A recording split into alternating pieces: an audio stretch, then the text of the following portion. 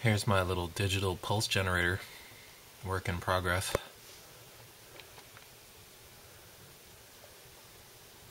It's got the Arduino running at 9 volts off this 9-volt battery.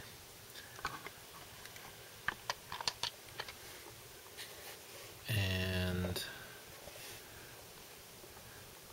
coming out here, I have one of the channels which is being pulsed by the program. And then I go into the optocoupler through 330 ohm resistor back into the ground, connected to the 9-volt battery. And then on the right hand side of the optocoupler I have a separate battery pack, and the hot of the 5 volts from the separate battery pack is connected to the output side of the opto isolator. And then when the transistor goes on, this MOSFET driver, the input of the MOSFET driver is brought high. When the transistor is not on,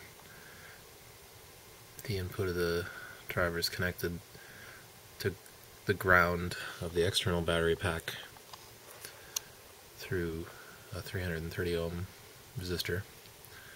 I have a couple 100 nanofarad caps across the input and output side of the MOSFET driver. The MOSFET driver is connected to the hot of the external battery pack and the cold of the external battery pack. And then here is the output of the MOSFET driver, which I am reading. And I have to play around with the duty cycle.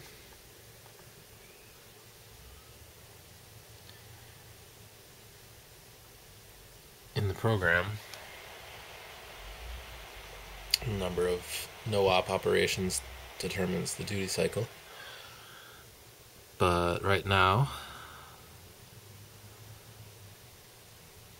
I'm getting about 6% at 40 kilohertz, and that is a pulse width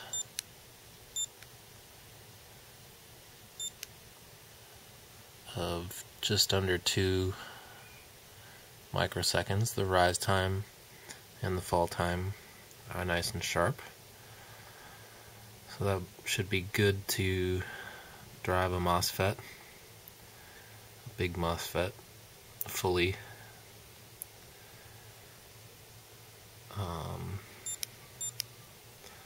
The one last thing I want to show about this project is the way that you set the frequency. You set it digitally, so you basically input a binary number and push the interrupt button, and now we can see we're running at 7 kilohertz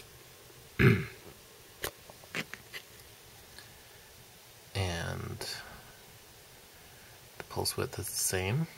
So now the duty cycle is tiny. It says 757%, but it's a math error when the duty cycle gets too small on this scope.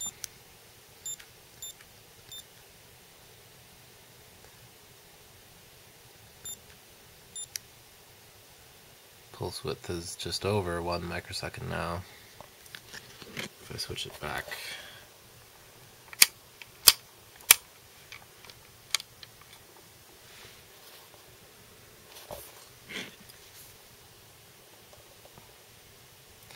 now we're running at approximately 40 kilohertz again, with the same pulse width, giving us 6% duty cycle.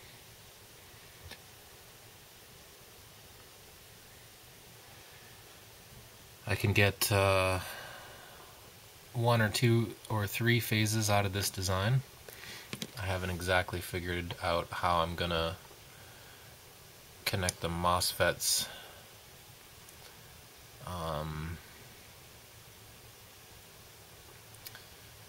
I'm probably gonna have, so it has a 9-volt battery on the inside, and then I'm gonna have an external battery input, which will be for the other side of the optocoupler, the MOSFET driver. Could hook up to 12 volts up to that probably, just with the spec components that I have right here.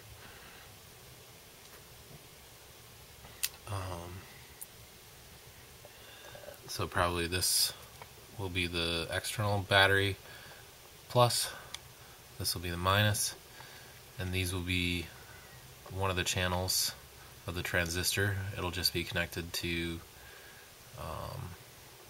drain and source. And then if I'm going to have 3 phases, I'll probably have 3 of these here. Anyway, that's what I'm thinking right now. And once I finish this up a little bit more, I will make a tutorial on how to build it. Unfortunately, the resolution as far as changing the frequency is not very high because it's digital. So one other thing I would really like to add to this is an adjustable clock. Right now I'm just running off of the stock board, but if I pull that pick off of this board and build another driver board for the pick chip, I can replace that crystal with an adjustable clock, and that way you'll be able to set approximately the frequency range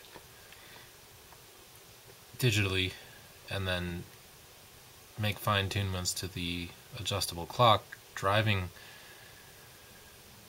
the pick, and that will make fine adjustments to whatever digital frequency you've chosen.